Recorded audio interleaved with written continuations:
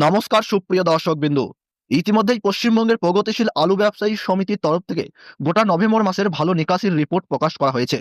এই রিপোর্টে দেওয়া তথ্যগুলি কতটা সত্য তা আমরা বিস্তারিতভাবে আলোচনা করব এই ভিডিওটির মাধ্যমে। তাছাড়া পশ্চিমবঙ্গের বিভিন্ন ইউনিটে বর্তমানে বন্ড এবং রেডি আলুর দাম কি চলছে, পাশাপাশি উত্তরপ্রদেশে নতুন এবং পুরানো আলুর বাজার দর বর্তমানে কতটা পরিমাণে ঊর্ধ্বমুখী হতে চলেছে সেই বিষয়েও আমরা জানব।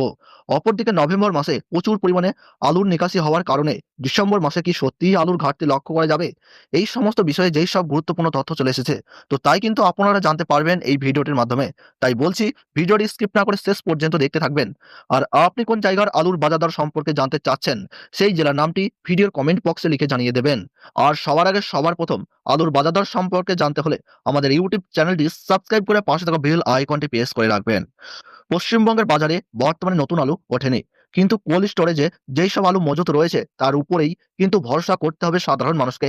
তাই বিশেষজ্ঞদের মতামত অনুযায়ী এখন কিন্তু পশ্চিমবঙ্গে পুরনো আলুর দাম বড়সড় পরিমাণে ঊর্ধ্বমুখী হয়ে যাবে।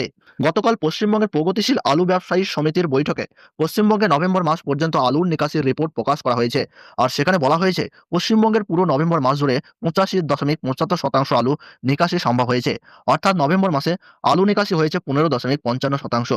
কিন্তু আমরা যদি পশ্চিমবঙ্গের অন্যান্য আলু ব্যবসায়ী সমিতির সমীক্ষাগুলি দেখি, তাহলে কিন্তু সেই সব জায়গায় বলা হয়েছে পশ্চিমবঙ্গে 88% আলু নিকাশি হয়েছে। অর্থাৎ পশ্চিমবঙ্গের প্রগতিশীল আলু ব্যবসায়ী সমিতি যে রিপোর্ট প্রকাশ করেছে, সেখানে আলুর নিকাশি কম দেখানো হচ্ছে। সমগ্র পশ্চিমবঙ্গ জুড়ে এই মুহূর্তে ডিসেম্বর মাসে আলুর ঘাটতি দেখা দিতে পারে, যার ফলে আলুর দাম বাড়ার বড়সড় সম্ভাবনা রয়েছে।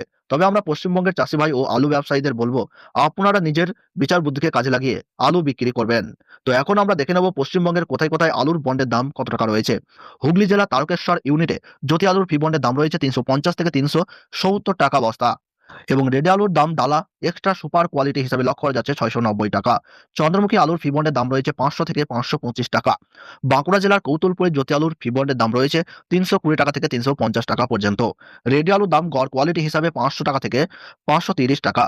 বাঁকুড়া জেলার সোনামুখীতে জ্যোতি আলুর ফি বন্ডের দাম 320 টাকা থেকে 350 টাকা, এবং রেডি আলুর দাম 550 টাকা থেকে 560 টাকা, এবং ডালা এক্সট্রা সুপার কোয়ালিটি হিসাবে 620 টাকা লক্ষ্য করা যাচ্ছে।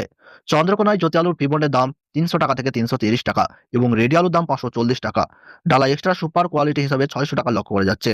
আরামবাগে জ্যোতি আলুর ফি বন্ডের দাম 300 টাকা, রেডির দাম 500 টাকা থেকে 530 টাকা। আজ উত্তরবঙ্গ থেকে শুরু করে দক্ষিণবঙ্গ প্রত্যেকটি ইউনিটে আলুর দাম স্থিতিশীল। মেমারি ইউনিটে জ্যোতি আলুর ফি বন্ডের দাম 300 টাকা থেকে 330 টাকা, রেডির গড় কোয়ালিটি হিসাবে 550 টাকা থেকে 560 টাকা, ডালা এক্সট্রা সুপার কোয়ালিটি হিসাবে 700 টাকা প্যাকেট। জয়পুর ইউনিটে জ্যোতি আলুর ফি বন্ডের দাম রয়েছে 320 টাকা থেকে 350 টাকা। ঘোড়া ইউনিটে জ্যোতি আলুর ফি বন্ডের দাম রয়েছে 350 টাকা থেকে 370 টাকা, রেডির দাম রয়েছে 680 টাকা। বর্তমানে উত্তরপ্রদেশে পুরনো আলু এবং নতুন আলুর দাম কিন্তু ঊর্ধ্বমুখী রয়েছে। আজকের দিনে দাঁড়িয়ে উত্তরপ্রদেশে নতুন এবং পুরনো আলুর দাম ঊর্ধ্বমুখী হয়েছে। আর তার সঙ্গেই হাত ধরে পশ্চিমবঙ্গেও কিন্তু আলুর দাম বাড়তে চলেছে। আপনার এলাকায় আলুর দাম জানতে আপনার এলাকার নাম অবশ্যই কমেন্টে লিখে জানাবেন। ভিডিওটি ভালো লাগলে একটা লাইক করবেন আর সাবস্ক্রাইব করে পাশে থাকা বেল আইকনটি প্রেস করে রাখবেন। ধন্যবাদ।